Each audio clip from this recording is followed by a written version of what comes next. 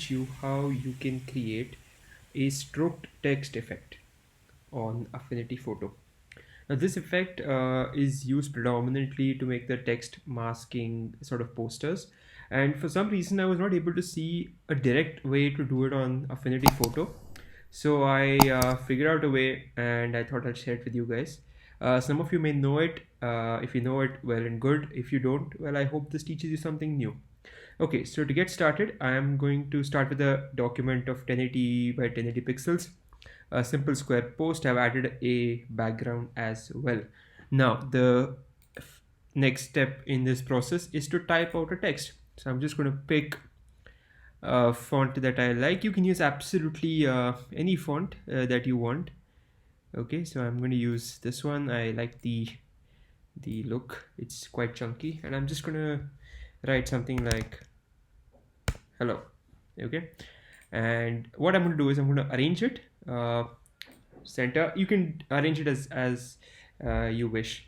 Okay, now as you can see here, right, this is the fill color and the one in the background is the stroke color. Now we want the stroked effect, right? So what I'm going to do is with the fill color selected, I'm going to tap on this button, so it's going to remove the fill entirely and make the stroke layer active, and just pick a color for your stroke.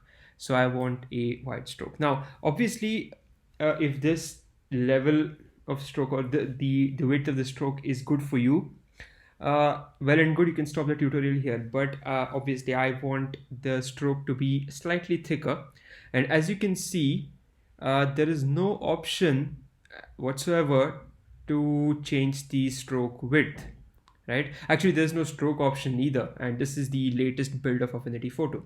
So how you do this is simple. You have the text layer selected, right? You just click on the rectangle tool button, okay, and here you have the stroke option.